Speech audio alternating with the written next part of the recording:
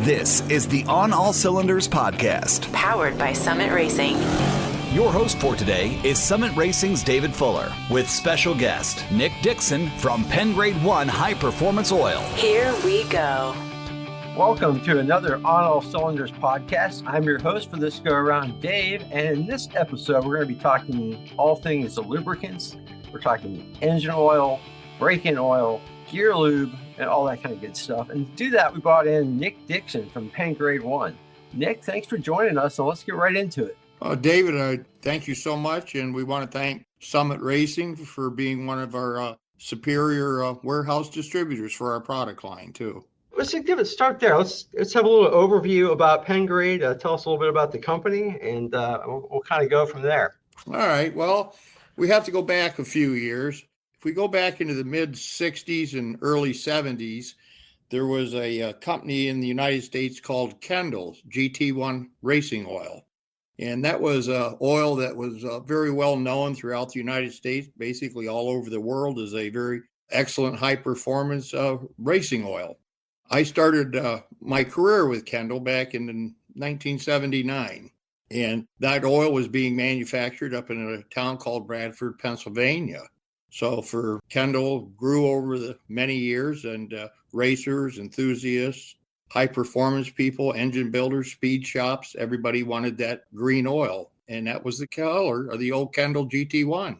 Well, David, as the years moved on, in 1997, the parent company that owned Kendall decided they wanted to get out of the lubricant business. And it was a Fortune 500 company at the time. It was called Whitco. And they sold the Kendall brand and its sister brand, Amalie, to a party.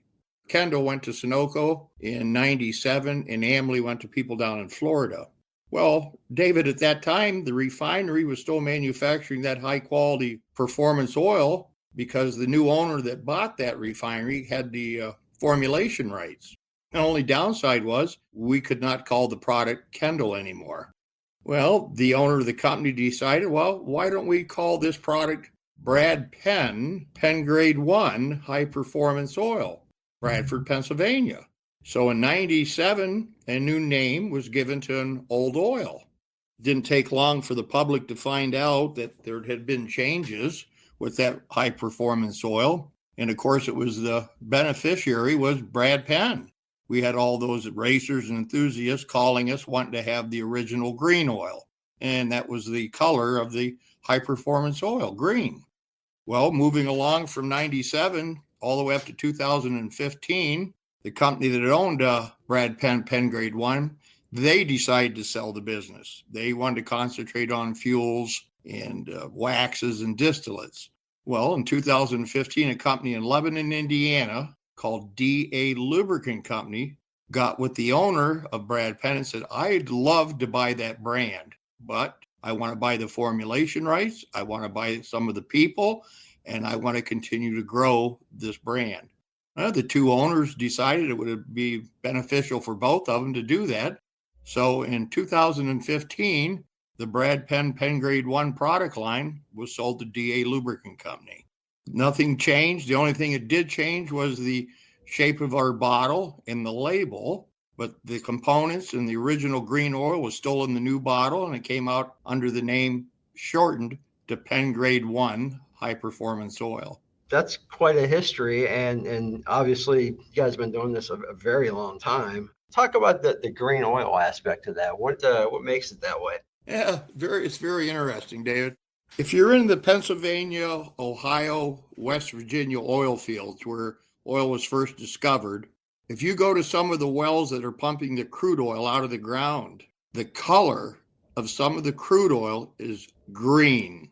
Now there's lighter greens, darker greens, and amber color, but a lot of the Pennsylvania grade crude oil is green in nature. So when that raw crude oil goes through the refining process, one of the cuts that come off of that big high distillation tower is that unique base oil that DA Lubricant uses in its formulations. And if you look at the color of that unique cut, it is almost fluorescent green. That's interesting. You guys became known for that color, obviously for performance as well. When you put all the additives and enhancement with the formulation, it actually gets to be that dark, rich green color. And again, that's the trademark for our high performance oil. That green oil, everybody pours it out of a can and uses it. They know they're using PennGrade 1 high performance oil. Yeah, lots of history behind PennGrade 1. And obviously with that history, you guys have seen it all, heard it all. So I do want to tap into some of your expertise here on the topic. We'll start very basic here. What are some of the biggest misconceptions that you hear out there about motor oil, racing oil, braking oil, any of those things? Oh, the things we hear, David, most of the time, all oil is the same. The consumer and the racers, a lot of them think, any oil will work in my application. I can go anywhere and buy a quart of oil, pour it in, and I'm set to go. But unfortunately, with today's engines and all the technology and advancements, it's not that easy, to be honest with you. So let's get into some of the differences that people should look at. I want to start a little bit with the break-in oil. Are there different formulations and additive combinations for something like that? The break-in oil, the thing that is used for exclusively in the market is when somebody's building a brand new engine, refreshening an engine, or putting, let's say, like a new camshaft or a new crankshaft in an engine. When that engine is fully assembled, all those components have to, what we call, match. Let's say you put a new engine together and you got your new piston rings on and you got the engine together. One of the main things of a break-in oil is that we want to have a conformity. We want those piston rings to conform to the cylinder wall. And we do that by actually, people don't believe this, you're actually wearing in that ring to the cylinder wall under controlled environment with a break-in oil. In the same time, you're also what we call getting your, let's say, the cam. You're getting the cam run-in. You're getting the cam lobes to match your lifters. So with a break-in oil, it helps that conformity. It's got the right additives in it to protect the engine, let's say the anti-wear components, but at the same time, it also has the proper amount of detergents and dispersants. David, in the first 20 minutes of starting a brand new engine, that's going to be the most violent time that engine ever sees in its life, that first 20 minutes when it's actually breaking in and getting conformity throughout all the internal components. How long should you leave a break-in oil in the engine? Always defer to your engine builder or OEM for the proper guidelines.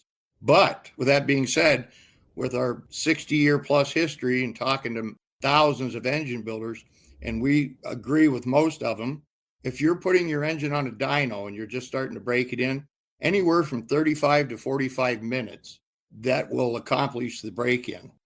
Let's say you put your engine together and you're dropping it in your 57 Bel Air you just rebuilt, anywhere from 150 to 250 road-driven miles. There's a couple things you can do to check also to make sure your engine is properly done and broke in. A lot of the builders and end users will do a leak down test or a compression test after that engine's been broke in. That way they're assured that they got good piston cylinder wall seat, got the cam run in, everything's accomplished. And once that's done, then it's very critical to change that oil out because you have foreign particles in it from the natural wear-in process. You have combustion byproducts. So you want to get that used oil out along with changing your filter. Then you would go ahead and put your everyday running oil in a brand new filter. That is how you accomplish that engine break-in period.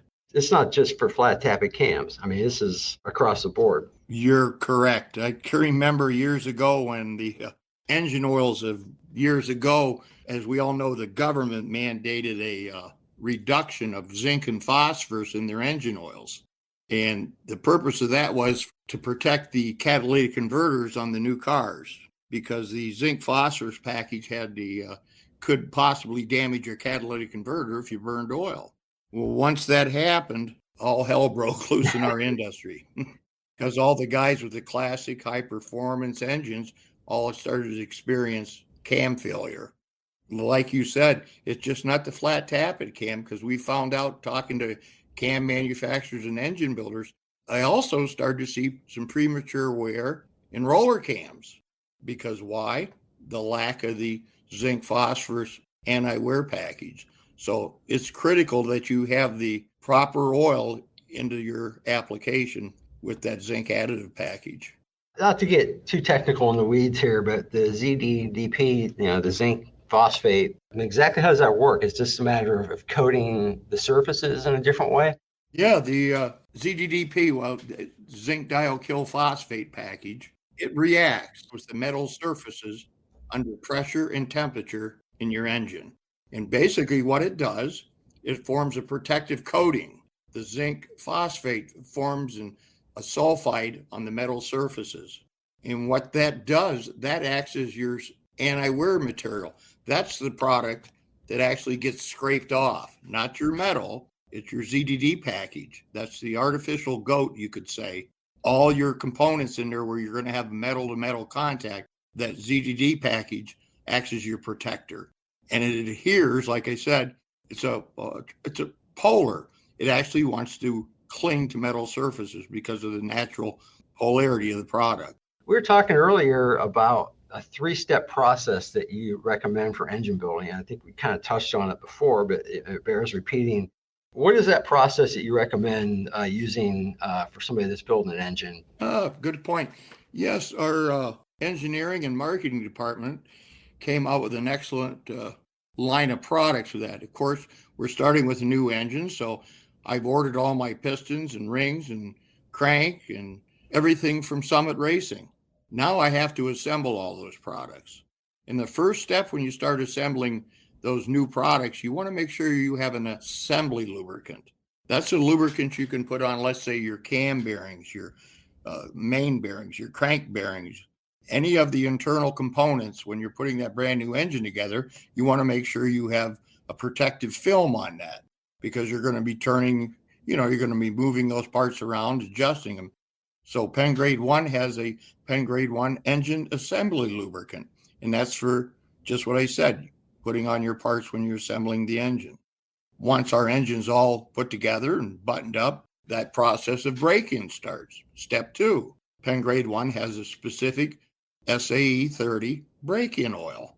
It has the proper amounts of detergent, dispersant, zinc, phosphorus, anti-foam, corrosion protection, and that's, again, the step 2. So you use PennGrade 1 break-in oil, SAE 30.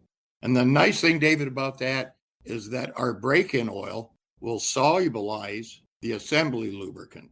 So it actually mixes together. And when those two mix together, you have no filter plugging or no skimming. It solubilizes. Once that's done, and we went through the break-in process, again, you change the oil, change the filter. Now, along with your engine builder or OEM, they're going to tell you what viscosity of oil that you should run in that engine.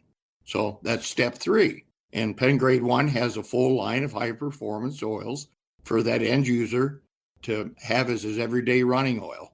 So that's our simple 3-step process.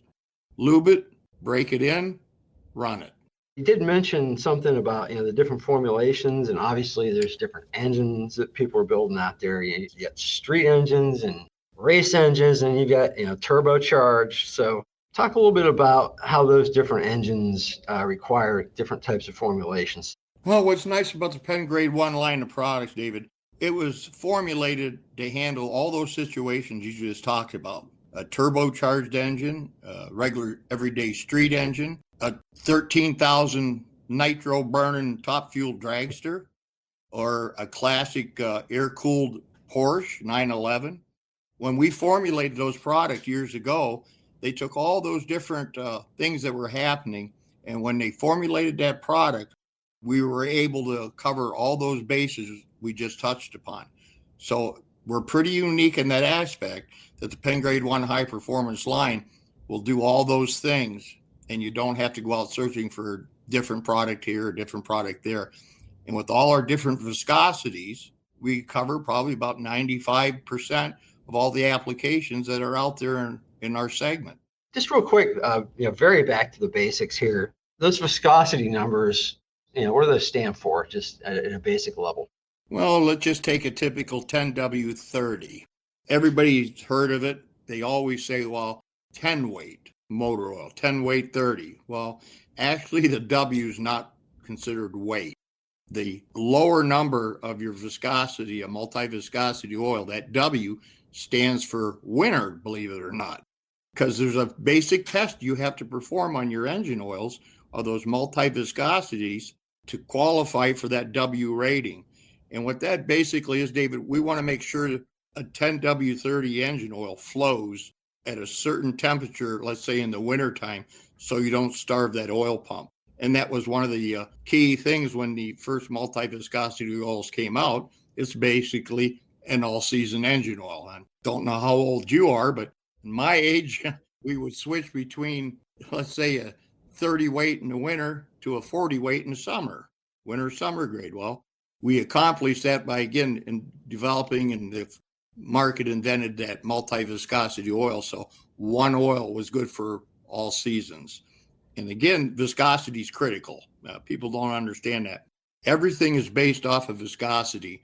And that's where your engine builder and your OEM comes in, because again, they set or mandate the clearances of their bearings. You have to have the proper oil viscosity so it works properly with your OEM or engine builder. And they have all that information, what they set their clearances to and all the testing they've done. They'll tell the end user, here's the viscosity of oil we want you to run. Ford, Mopar, Chevy, they're going to tell the end user or the builder, if you do this engine and you build it to our specs, here's the viscosity of oil you're going to need for those clearances. Let's just go back and talk a little bit about different evolutions of formulations that you've seen over the years. Well, again, we can go back to our government when they mandated the lower zinc phosphorus levels into the modern engine oils. That was a big challenge, David, for engine builders and the racing segment. People had the classic, historic, vintage cars because they were all designed back then for those higher zinc levels. They needed that protection. Government and, along with the car manufacturers today, of course, they've tightened up the clearances of the engine and did different things. So as an oil company, you have to adjust if you're selling, let's say, into the new market segment. But we always want to clarify, PennGrade 1 high performance oil is not meant to be used today for your new cars. That's not what this oil is intended for. Because again, with the high zinc, high phosphorus concentration we have, if your engine you have burns any oil, that burn oil could have damaging effects because the phosphorus will plate out on the catalytic converter and damage it. So that's why the PennGrade 1 high performance line is dedicated to that classic, vintage, historic, high performance racing application. So a company like ours said, well, that's where we developed our PennGrade line of PCMO oils. So we do have a full line of regular, newer, modern PennGrade oils that would work in your brand new Corvette or your brand new Porsche, Viper, Hellcat.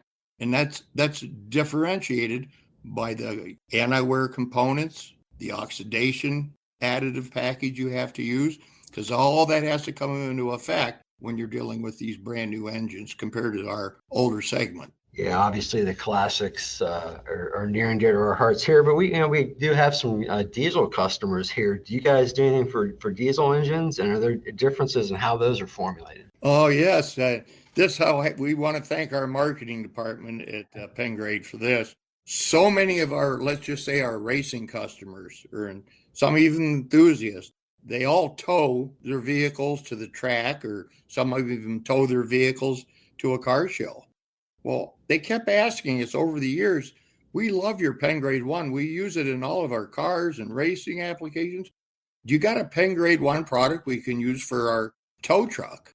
And we really didn't. But a few years ago, we said, we're going to make one. So we developed the PennGrade high performance, heavy duty 15W40 diesel engine oil. So we've come out with just the last couple of years that PennGrade now has fully licensed high performance heavy duty diesel engine oil. Good for Cummins, Caterpillar, Volvo, Mack, the Fords, you name it. So it's been a good product for us. We've seen a lot of good growth in it. And again, It's made in the USA. So that's a big selling point to a lot of people. Motorhomes. I never thought of it till I was out at the track late last year. Noticed a couple of guys got a motorhome and they're pulling their car with a motorhome. Went over and talked to him. He said, "Oh, we got a diesel powered plant in here." Let them know we had PennGrade High Performance 1540. Didn't know that. He said, "Where can I buy it?" You know what I told him? Summit. Awesome. We appreciate that, definitely. So one thing I do want to touch on real quick, and this is another common one, but you've got your mineral and you got your synthetic, semi-synthetic oils, easy for me to say. Just talk a little bit about those, and if you have recommendations on any of that for a particular application. Yeah, there's a market out there, and there's applications for a full synthetic lubricant. And one of the things I'll point to sometimes for that, David, is a rear end application. Let's just say a NASCAR rear end. A full synthetic lubricant for that rear end differential is better than a mineral-based product. We've shown it and we've seen it that synthetic gear oil does help reduce overall temperature and gives you a better longevity of the gears and the equipment. Now, motor oil, is there always a need for a full synthetic compared to a synthetic blend like our PennGrade 1 is? Yeah, there could be. But we have found out from all of our experience that synthetic blend that we manufacture gives the end user the best of both worlds.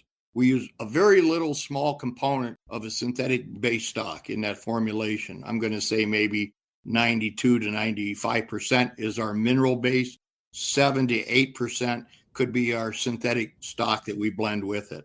Very small amount. And the reason we've done that, and we've seen the results of it, it helps the end user for a couple of points. One, I like to call it full fluid flow at startup. You're in winter in Akron, Ohio, it's 25 degrees below zero. Go out there and you turn that car over. You want that oil to get up to that top end as fast as possible. Well, with that PennGrade 1 synthetic blend we have and that little bit of synthetic material, that helps ensure that what we call full fluid flow. So you're getting all that fluid right to that oil pickup and getting it right up top to the engine. The other 92%, which is that unique base cut and mineral-based product, once your engine's up to temperature and it's flowing, now you have that full film strength with that mineral-based product. So, yeah, I'm a firm believer in a synthetic blend.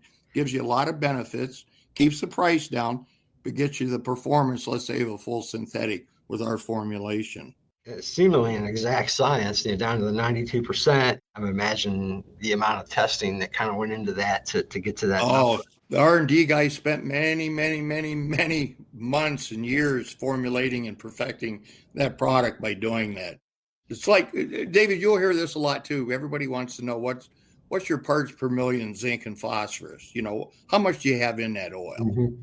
Well, like I said, with our history and our testing and all the people we've talked to, and we have no bones about telling people this, we have 1,500 parts per million zinc and about 1,400 parts per million phosphorus in our formulations. Well, we've heard from other people and competitors, oh, well, we got 2,000. Well, okay, you got 2,000. But we have to remember, there's only so much internal surfaces into those engines. And we talked about this before. That package of zinc phosphorus wants to adhere to metal surfaces. Well, once you get it all coated with the zinc phosphorus, where's the rest of it go? Falls to the bottom of the crankcase. Right. And what happens then? Well, possibly with the byproducts of combustion, it mixes with that additive package that isn't adhering. It starts an acidic reaction. Now you start to get some acid buildup in the engine. Well, metal does not like acid. And that's what we say. We have a blended performance package. It all has to work together. Like I said, over our years and years of history, we know that's the perfect amount to give all the protection to our customers that we need. You get that knowledge from all that research and come up with some great products, which I do want to touch on right now, especially, being this is all available through Summit Racing, summitracing.com. But let's just go over some of the product offerings. We, throughout this conversation, sort of touched on some of these. You got diesel and different viscosities and the braking oils, the assembly lubricants, and all that stuff. But what are some of the things that people should consider when they're looking at your products on our website to make sure that they get the right lubricant for their vehicle? Well, if you go to the www.penngrade1.com website, you will see all of our products listed. Everything from a 530, 1030, 1040, 1540, 2050. Those are our multi-viscosity grades. In addition to that, we also have what we call our mono grades, straight weights. And that comes in a 30, 40, 50, 60, and a nitro 70. So we have a variety of different viscosities and different products for our customers to choose from. But one thing to remember, they're all still formulated with that same high zinc, high phosphorus, anti-wear, oxidation inhibitor, foam inhibitor, and corrosion inhibitor. They're all the same additive package into each one of those different viscosities. The only thing that changes, again, is the viscosity of the motor oils. Again, with your engine builder and OEM, they'll dictate what viscosity you should be running in your engine. They're a great source of information for you. And again, PennGrade 1 has a great technical department too on our website. There's a great opportunity to contact. It's very simple to fill out and send us your questions, your concerns. We try to answer them within about a day or 24 hours as fast as we can. We're there to help you guys and help our customers and potential customers find out what oil and what type of application they should be running this in. Well, Nick, you've been really generous with your time here. Before we get out of here, any other common questions you hear that we haven't touched on? Not really. I think we've done a pretty good job going through the 3-step process that PennGrade 1 has come up with for people. And again, with our line of products. And one thing I will have to tell you, David, PennGrade 1 also has a full line of gear lubricants for your rear end and differential applications. So it's on our website. We have full synthetic gear oil, and we also still have our mineral gear oils for those customers that want to adhere to that old-fashioned oil because they feel it works the best for them. So again, I forgot to include that product into our conversation. Anything that the customer should know when choosing something like that? Absolutely. Again, you want to get with your OEM guideline or your owner's manual. They, again, will dictate the proper viscosity and proper gear oil quality that you need for that application, along with interval for drains and things of that nature. So again, if you don't have that information, you need it, just check us out online, contact us, tell us what you got, make, model, and everything, and we'll be more than glad to provide you with the proper lubricant that you need. Well, Nick, thanks so much for your time.